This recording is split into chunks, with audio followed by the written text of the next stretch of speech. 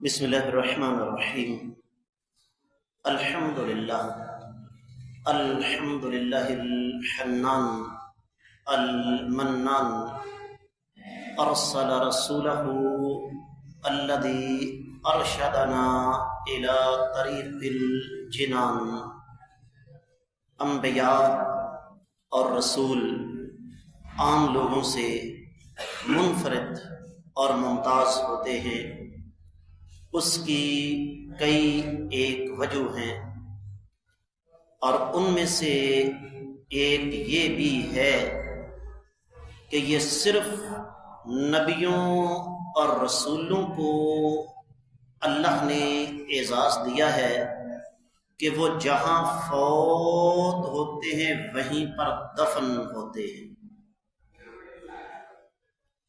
قرآن کہتا ہے وَمَا تَدْرِي نَفْسٌ بِأَيِّ أَرْضٍ تَمُوتُ، کوئی ذی روح نہیں جانتا کہ اس کو موت کہاں آئے گی۔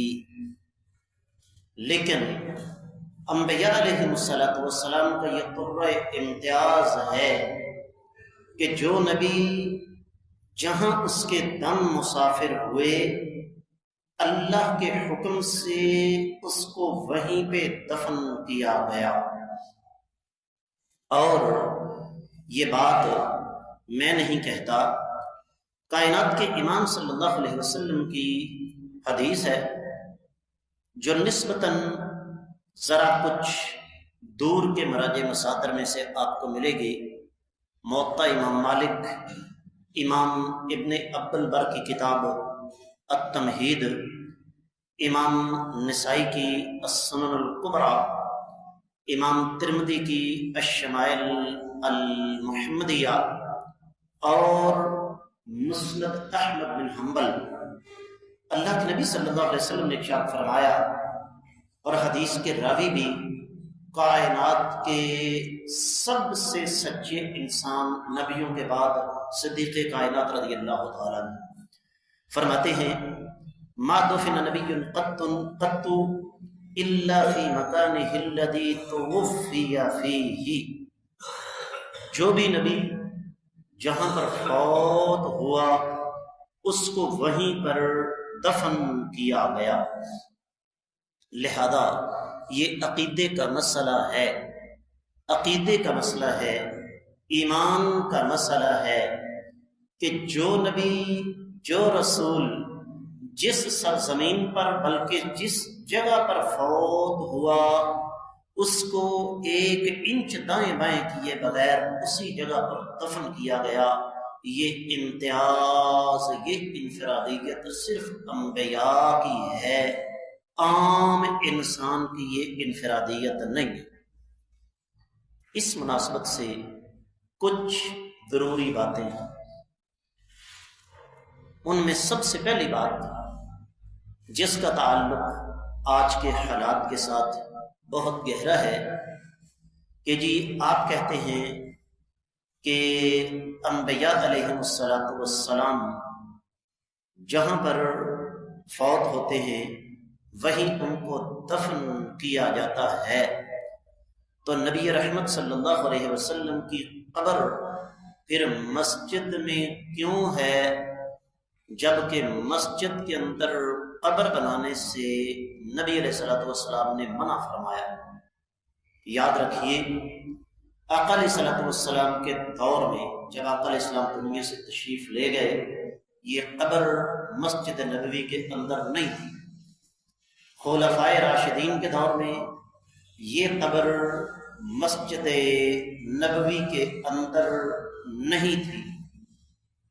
اموی دور خلافت میں ایک سیاسی مسئلہ تھا جس کو میں یہاں بیان کرنا ضروری نہیں سمجھتا، اس کی وجہ سے اس قبر کو مسجد کے اندر داخل کیا گیا۔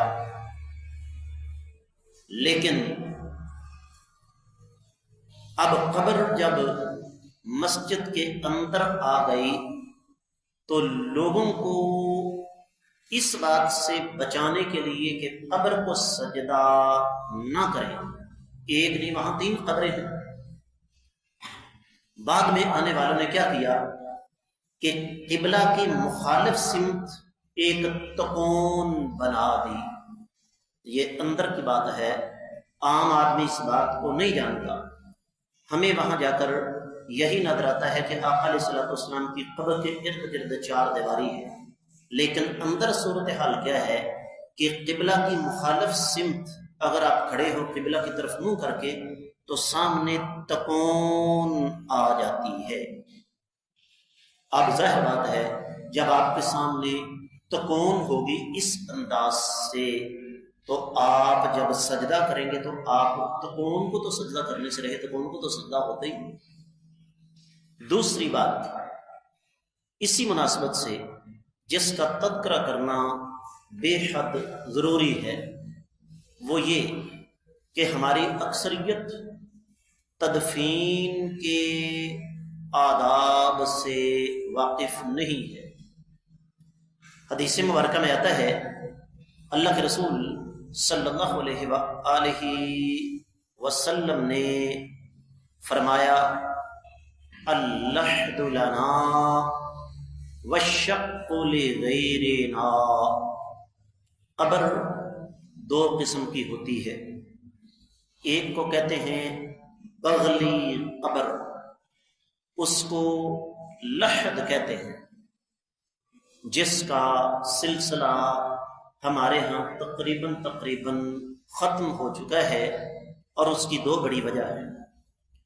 پہلی وجہ، ہم جو بغلی قبر یا لحد بناتے ہیں جس کو ہمارے ہاں کیا کہتے ہیں جی، اسامی، ہم غلط بناتے ہیں.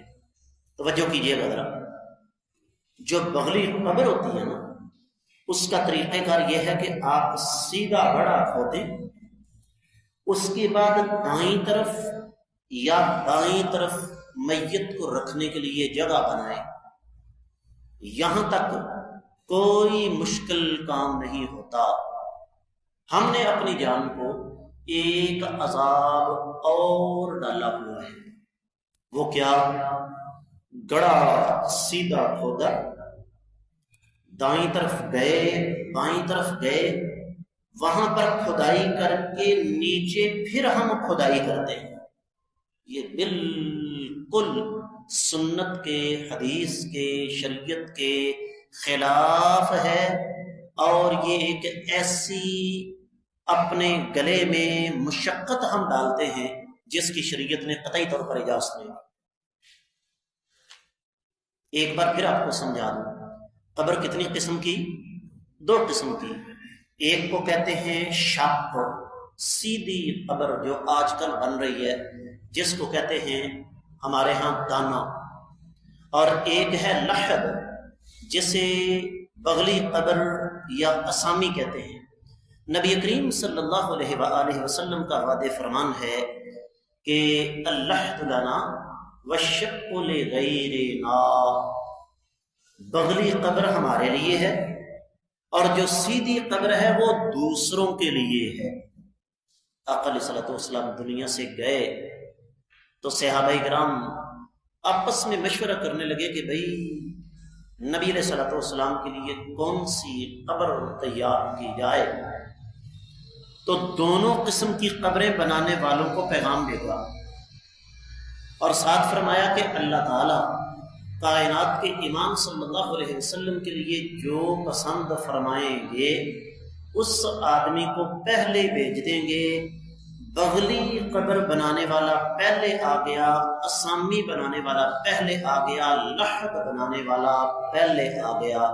نبی علیہ الصلوۃ والسلام کو لحد کے اندر، اسامی کے اندر، بغلی قبر کے اندر دفن کیا گیا، لیکن وہ بغلی قبر ہماری طرح نہیں تھی کہ سیدھا کھودا پھر دائیں یا بائیں گئے اور اندر جا کے پھر کھدائی کی. یہ کسی حدیث سے ثابت نہیں. اور اگر یہ جو میں نے ایک اصول آپ کو سمجھایا ہے اسامی کا یا بغلی قبر کا، اگر اس اصول کو اختیار کر لیا جائے تو اسامی بنانا کوئی مشکل کام نہیں ہے. اور یہ بھی میں آپ کو بتا دوں بہترین طریقہ یہ ہے کہ ہر محلے میں سے، ہر گلی میں سے 2 4 5 نوجوان یہ کام بذات خود کریں، کسی پیارے کے ساتھ، کسی عزیز کے ساتھ۔ یہ بھی ایک خیر خواہی ہے کہ آپ اس کا آخرت کا سفر سنت کے مطابق جو ہے وہ جاری کریں۔ اس سے زیادہ کسی کے ساتھ خیر خواہی نہیں ہو سکتی۔ تو اللہ کے رسول صلی اللہ علیہ وسلم سمیت جتنے بھی انبیاء علیہ والسلام اس دنیا سے گئے، اب اللہ بہتر جانتا ہے کون سا نبی کس سرزمین پر دفن ہے۔ ہمارے سامنے تو چند ایک کی مثالیں ہیں، اور میں یہاں یہ بھی سمجھا دوں کہ میرے اللہ کا کوئی کام بھی حکمت سے خالی نہیں ہوتا۔ اگر انبیاء کی قبروں کو ظاہر کرنے میں میرا آپ کا انسانیت کا بھلا ہوتا تو اللہ تعالیٰ یقینی طور پر ایسا کرتے۔ ایک آخری بات عرض کر دوں، لوگ کہتے ہیں کہ مسجد نبوی کے اندر قبر موجود ہے، اس کو وہاں سے نکالا کیوں نہیں جاتا؟ شریعت کا ایک اصول یاد رکھیے، اور یہ اصول شریعت نے زندگی کے ہر قدم پر ہمیں دیا ہے۔ وہ کیا ہے کہ فائدے کا حصول بعد میں ہے، جبکہ نقصان سے بچنا پہلے ہے۔ دوبارہ سمجھا رہا ہوں، فائدے کا حصول بعد کا مسئلہ ہے، نقصان سے بچنا پہلے ہے۔ اب اگر آپ کیا سمجھتے ہیں کہ اگر آقا علیہ الصلوۃ والسلام اور آپ کے صحابہ کرام کی قبروں کو مسجد نبوی سے نکال کر کسی دوسری جگہ پر منتقل کیا جائے، فتنہ، فساد، طوفان بپا ہوگا یا نہیں؟ فساد کا اندیشہ ہے یا کہ نہیں؟ تو یہ ضروری ہے، یہ ضروری ہے کہ سب سے پہلے ہم فتنے اور فساد سے بچیں۔ کیوں؟ آپ جانتے ہیں ہم مجموعی طور پر مردہ پرست قوم ہیں۔ میں کہا کرتا ہوں کہ اگر آپ یہ چاہتے ہیں کہ ساری دنیا آپ کو اچھا کہے تو اس کے لیے فارمولا کیا ہے جی؟ مر جاؤ۔ زندہ کوئی آپ کو اچھا نہیں کہے گا۔ جتنا مردی انسان نیک ہو، لوگوں نے انبیاء کو معاف کیا، صحابہ کرام کو معاف کیا، صلحاء کو معاف کیا، علماء کو معافی ملی، دنیا سے جانے کے بعد کہتے ہیں یار آدمی بہت اچھا تھا۔ تو عرض کرنے کا مطلب یہ ہے کہ انبیاء علیہ السلام کا یہ طرح امتیاز، انبیاء علیہ السلام کی یہ انفرادیت ہے، اور انبیاء کے علاوہ کسی کو یہ اعزاز حاصل نہیں کہ وہ جہاں فوت ہو وہیں پہ دفن ہو۔ آج سے 24 سال پہلے والد محترم فوت ہوئے، تایا جی اڑ گئے، کہنے لگے اسی جگہ پر دفن کرنا ہے، اللہ نے دین کا شعور دیا ہوا تھا۔ میں نے کہا یہ اعزاز صرف نبیوں کو حاصل ہوتا ہے کہ وہ جہاں پر وفات پاتے ہیں وہیں پہ ان کو دفن کیا جاتا ہے۔ اللہ کی بارگاہ دعا ہے رب کائنات ہمیں عقیدے کے اس پہلو کو سمجھنے کی توفیق عطا فرمائے، اور انبیاء اور رسولوں پر ایمان کو پختہ کرنے کی توفیق عطا فرمائے۔ وما علیہ الا البلاغ۔